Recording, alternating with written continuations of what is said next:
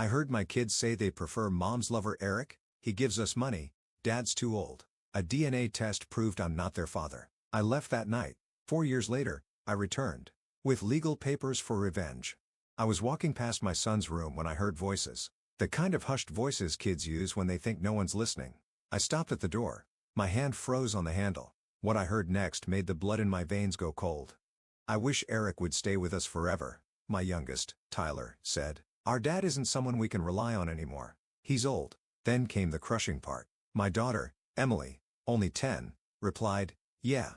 Mom's friend gives us money for school and stuff. He's young. He takes us places. Dad just works all the time." There was a silence.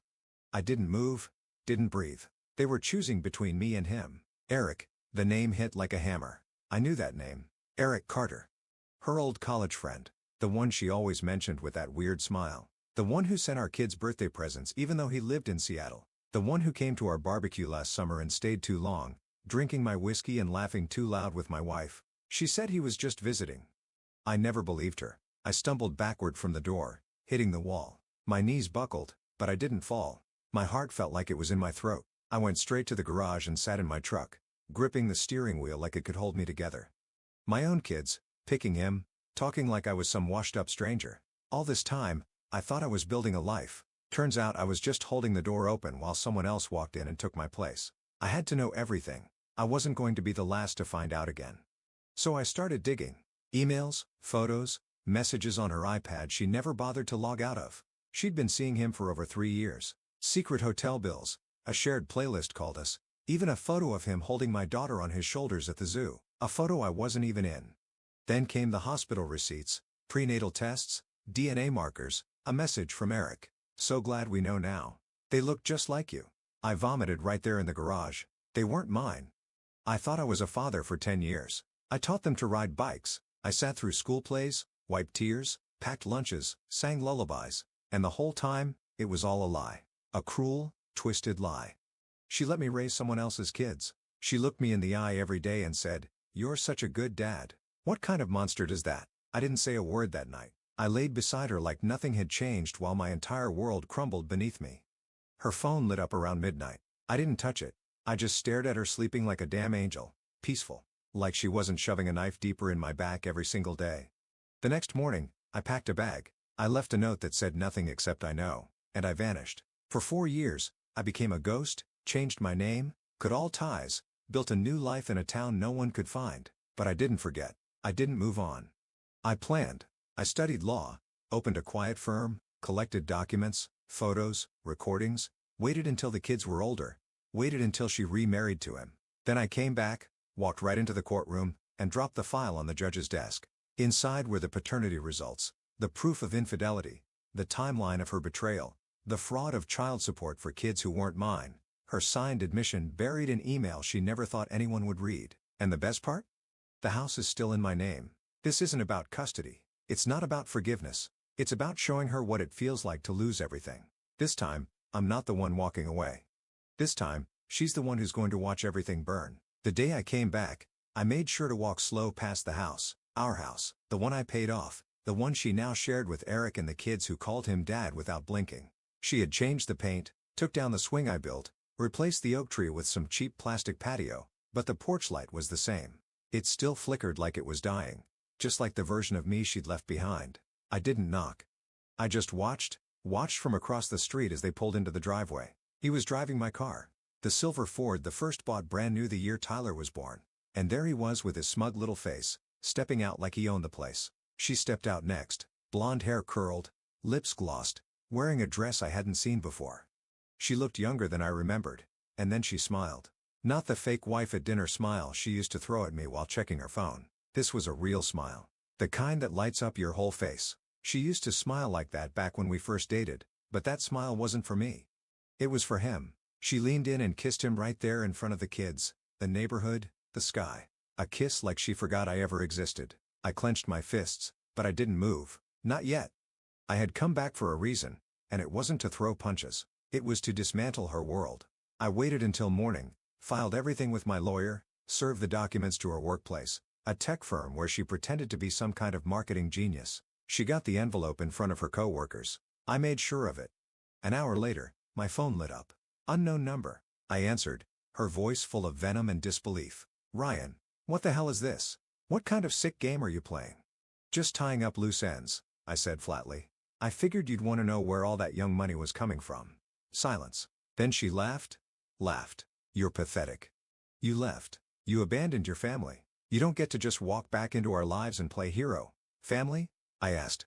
You mean the one you built on lies? The one you made with someone else's DNA? More silence. Then the switch, the one I knew too well. She dropped the fake anger and went full manipulation mode. Ryan, let's be civil. Don't do this to the kids. They love Eric. They have stability now. You'll just confuse them. I felt something twist in my chest. Not pain. Disgust. They were never my kids, remember? She hung up. That night, Eric called. I answered on speaker. Man to man, he said. We both know how this went down. She wasn't happy. You were never around. I just stepped in when you stepped out. You stepped in while I was still paying the bills, I said calmly. While I was wiping puke off your daughter's face at 3 a.m., while I was fixing the furnace you probably think broke itself. You didn't step in. You slithered in. He tried to sound tough after that, but his voice cracked. I hung up before he could say more. Let them both squirm. Let them panic. Because tomorrow, I'm taking back the house, and this time, I'm not leaving a note. The locksmith met me at 9 a.m. sharp. He didn't ask questions. I handed him the ownership documents, my name still etched in legal ink at the top. She never bothered to have it changed. She thought I was gone forever. It took him 10 minutes to change the locks, 10 minutes to reclaim a decade of humiliation. I walked through the front door like a ghost stepping into his old skin. Same kitchen tile. Same scratch on the dining table. Same wineglass on the counter, half full, lipstick stained. Hers. The walls echoed with memories I never consented to. The birthdays, the bedtime stories, the nights I stayed up fixing things so she could rest. She used to say I was her rock. Turns out, she meant something she could step on to reach someone better. I went straight to the bedroom, or their bedroom. I stared at the bed. Fresh sheets, his cologne, her perfume, a framed photo of them at a vineyard holding hands like some fairy tale ending. I grabbed the frame, looked at it for a second, then dropped it face down. The glass didn't break, but something in me did. This wasn't grief. This was war. By noon, she was banging on the door like a wild animal. Ryan, open this door. What the hell are you doing in my house? I opened it slow, calm, like I wasn't shaking from head to toe, like I hadn't rehearsed this moment 1,000 times. My house, I corrected. Check the deed. It still says Ryan Cole. Her eyes flicked. She already knew. She just didn't think I had the guts. You can't just show up and squat here like some psycho, she barked, her voice high and thin. The kids live here now. Eric doesn't own a damn brick on this lot. I cut her off. He's just a guest. And you? You're trespassing. She tried to shove past me. I didn't move. Call the cops, I said. I'll show them the papers. Then I'll show them the records of your fraud, the fake child support, the paternity lies. You really want to go there, Jessica? Her jaw tightened. I could see the panic settling in, the mask slipping, that perfect suburban queen act cracking at the edges. You're bitter, she spat. You always were. That's why I left. That's why I found someone better. I smiled, but it wasn't the kind of smile that reaches the eyes. You didn't find better, I whispered. You found someone dumber. She slapped me hard. The kind of slap meant to humiliate, to wound, but I didn't flinch. I just nodded. Feel better? I asked. She didn't reply. Just stood there, seething, shaking, trying to figure out how everything flipped so fast. I handed her a small folder. Inside were copies of everything. The paternity tests, the court filings, the fraud accusations, the order for temporary possession. Don't worry, I said. You've got until tomorrow morning to get your things. After that, the locks stay. And if Eric shows up with another speech, I'll make sure he leaves in cuffs. I've got his tax records too. Jessica didn't scream this time. She just stared. For the first time, she realized she wasn't the one in control. I shut the door slowly, deliberately. Let her stand on the porch like I once stood in that garage, lost and betrayed. You built this lie, Jessica. Now drown in it. The next morning, the sound of suitcases dragging across the porch was better than any alarm clock. She didn't knock this time. She knew I wouldn't open. I watched through the blinds as Jessica packed her car with plastic bins and designer bags, trying to keep her composure while neighbors slowed their morning walks to stare. She was wearing her power outfit, that tailored beige coat and sunglasses she always used when she needed to pretend she was still in control. But her shoulders were slumped, her jaw clenched tight, and Eric was nowhere in sight. Apparently, the better man didn't show up for the hard part. At 10 a.m. sharp, I called my lawyer. She's gone, I said. Good. Time for phase 2, he replied. Phase 2 meant pressing charges for financial deception. She'd signed school documents, loan applications, and medical insurance papers listing me as the biological father. That's fraud. And when I was gone, she kept collecting tax credits under my name. She thought I disappeared out of weakness. Truth is, I disappeared to give her enough rope to hang herself. Later that day, I walked into the kids' rooms. Tyler's posters of soccer stars still hung on the wall. Emily's unicorn lamp glowed faintly from a forgotten corner. I stood there for a long time, surrounded by the echoes of their voices, memories now loaded with lies. I love those kids, still do, even if biology says otherwise. But love, I learned, doesn't always equal truth. And truth matters more now. I sat on Tyler's bed and pulled out the envelope I hadn't opened in 4 years, the final paternity report, the one I already knew the answer to but never had the guts to read line by line. Both 0% paternal probability. That's science. Cold. Undeniable. I stared at the report until the letters blurred. Then I folded it neatly, placed it back, and stood up. No more mourning. I made a decision right there. I wouldn't chase custody. I wouldn't drag the kids through a war they didn't understand.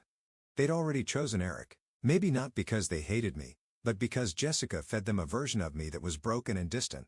And I had been distant, working overtime, fixing everything with my hands while everything inside me crumbled. But if they ever came looking, if one day Tyler or Emily knocked on my door and asked, "Why did you leave?" I'd have the truth waiting, documented, clean, honest. Meanwhile, I got to work rebuilding. The house was mine now. The quiet was mine too. I sold the wine rack she loved, tossed every framed photo of her into a black trash bag. I repainted the walls myself. No more soft grays or magazine tones. I went deep navy with dark wood shelves and iron fixtures. The living room no longer smelled like her perfume. It smelled like cedar, coffee, and new beginnings. I even replaced the bed, burned the old sheets, tossed the mattress, slept on the floor for a week while the new one shipped, call it symbolic. One night, I found a box in the attic labeled college. Inside were old letters. Some were mine. Sweet, naive things I wrote her when we were 20. The others were from Eric. Same timeline. Same declarations of forever. She kept both. She played both of us from the beginning. My fingers shook holding those pages. I laughed, but it wasn't humor. It was disbelief that I had been this blind, distrusting for so long. I burned the whole box in the backyard fire pit. The next morning, I opened a savings account under a new name and transferred funds. Every dollar she touched erased. Every business tide she used to leech credibility severed. Every password changed. Everything she took, I was taking it back piece by piece with silence, precision, and absolutely no mercy point. 2 weeks after reclaiming the house, I got an anonymous email. Subject: you don't know the half of it. No message. Just a single attachment, a photo. Granny, but unmistakable. Jessica, sitting on a hotel bed, wearing my college hoodie. Eric behind her, shirtless, holding a bottle of champagne. The timestamp? 3 months before our wedding. That wasn't just betrayal. It was a blueprint. She'd been lying since the beginning. I leaned back in my chair and stared at the screen, mind racing. Who sent this? Why now? Then I saw it. The name on the email address, Matt.J.Grayson. Matt, my best man. The guy who gave the toast at our wedding, who once pulled me aside during the rehearsal dinner and said, "Bro, just make sure she's not still texting that college guy. I've seen them talk. It's weird." I didn't listen. I brushed it off. Thought he was jealous or just paranoid. Turns out, Matt saw the fire while I was admiring the match. I called him first time in 4 years. He picked up on the second ring. "I figured you'd reach out eventually," he said, voice low. "You sent the photo?" "Yeah. Thought you deserved to know how deep the rock goes." "Why now?" "I heard you were back. Saw the court filing in the local paper. Thought it was time you saw everything." We met for coffee that night. He looked older. Little more gray, little less fire, but still Matt. Still the guy who never sugarcoated anything.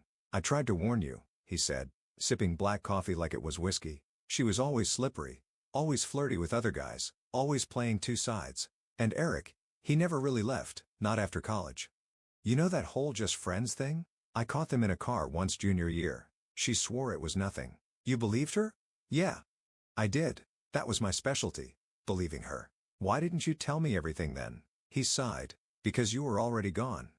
You looked at her like she was the sunrise, and I was just some cloud trying to ruin your view." He wasn't wrong. I chose Jessica over everyone, family, friends, logic. She built her empire of lies on the bodies of everyone who tried to tell me the truth. I left that coffee shop with something new inside me. Not rage, not sadness, clarity. This wasn't just about revenge anymore. It was about reclaiming every piece of myself she tried to rewrite. That night, I started writing. Not texts, not emails, letters. One for Tyler, one for Emily. Each one explained the truth, not to poison them against her, but to free them. So that one day, when they're old enough to question the fairy tale, they'll have a map, and maybe then, they'll come find a man who really loved them. I locked the letters away in a drawer. I wasn't done yet. I still had to finish what I started. The financial audit was almost complete. The private investigator had more on Eric than I thought possible: tax evasion, falsified income, even a hush-hush complaint from a former intern. I smiled for the first time in days. You see, Jessica thought she traded me for a fantasy. A younger man, flashier, richer, smoother. But fantasy doesn't hold up under pressure, and I was done playing the fool. Next stop? Court. Not to fight for the kids, not for money, but to bring everything into the light where lies rot and the truth finally breathes. The courtroom wasn't packed. Just a few reporters, some gray-faced clerks, and Jessica sitting beside Eric like he was her human shield.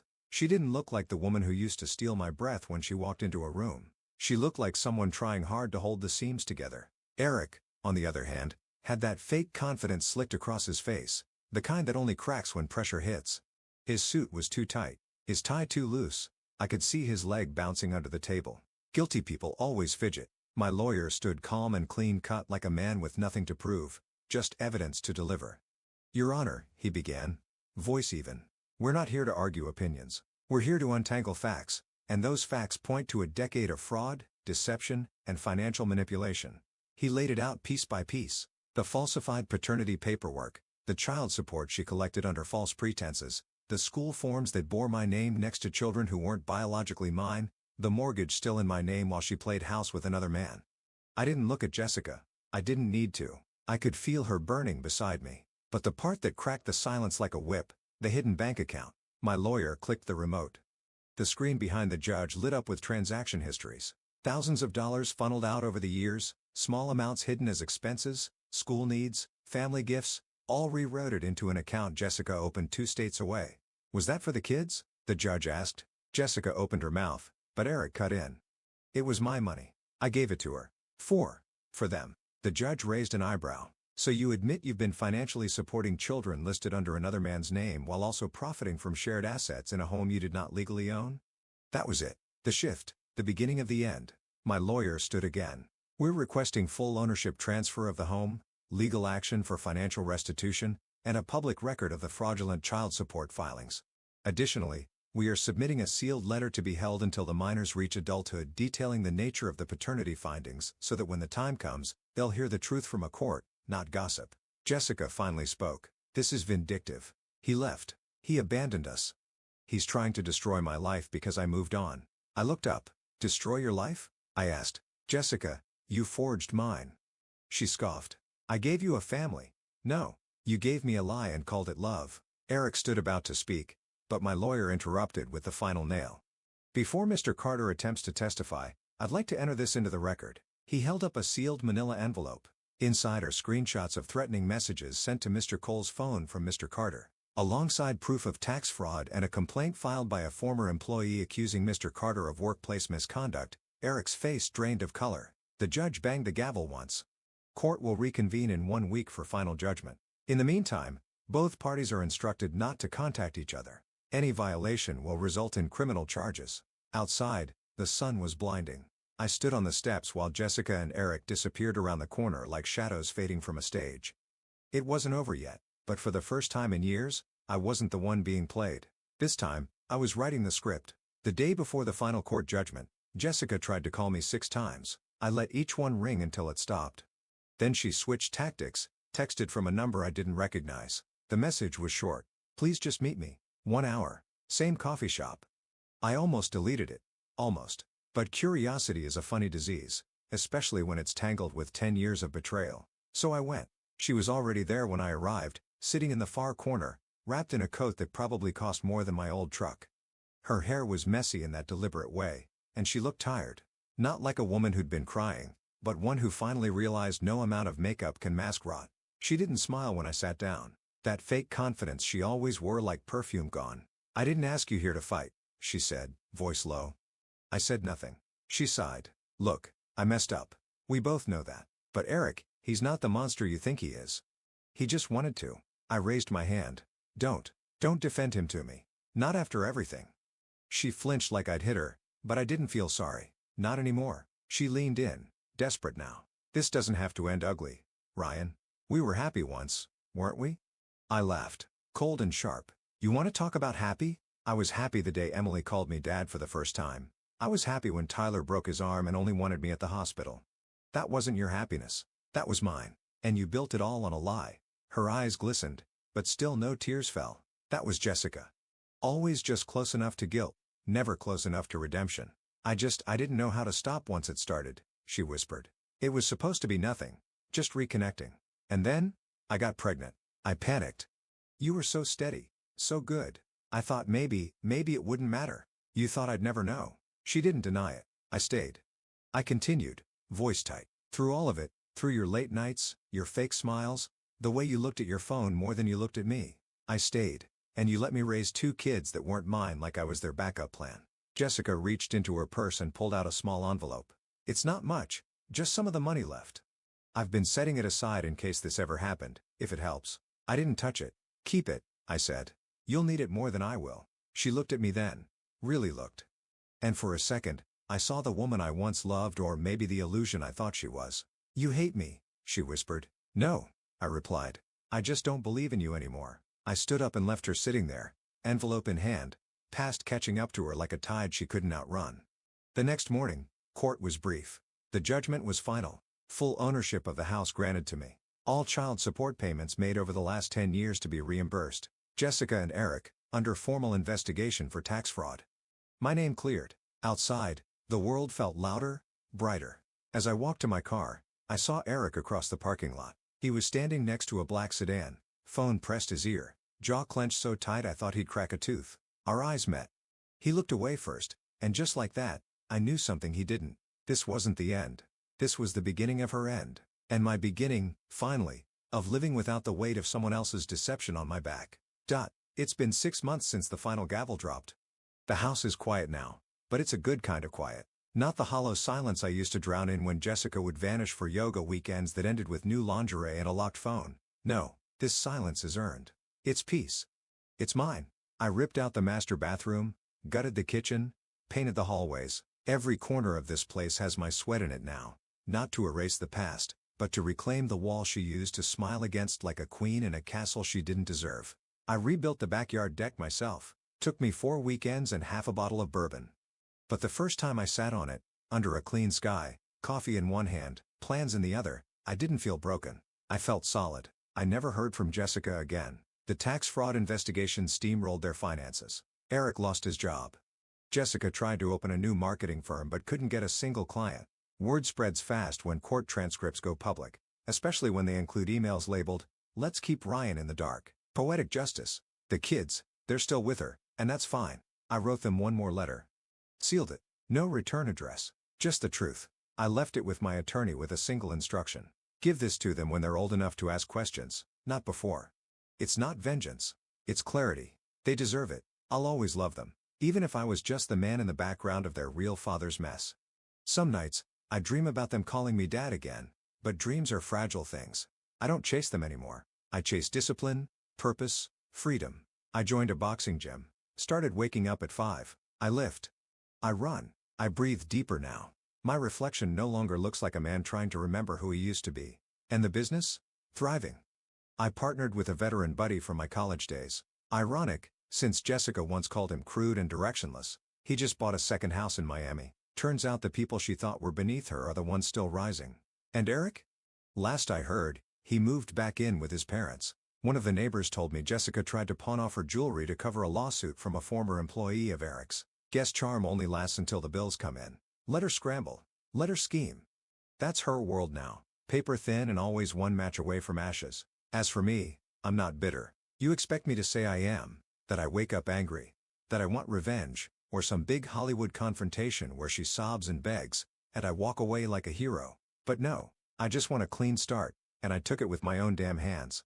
I didn't need closure. I built my own door and walked through it. If there's anything I've learned, it's this. Don't wait for the truth to reveal itself. Dig. Pull the thread. Follow the signs your heart tries to ignore. Because when someone lies with ease, they love with conditions. And when someone lets you raise children that aren't yours, they were never building a future with you. They were buying time. To anyone reading this, sitting in silence, sensing the cracks forming under your life, don't wait. Your peace is on the other side of the fire. Let it burn and walk out clean.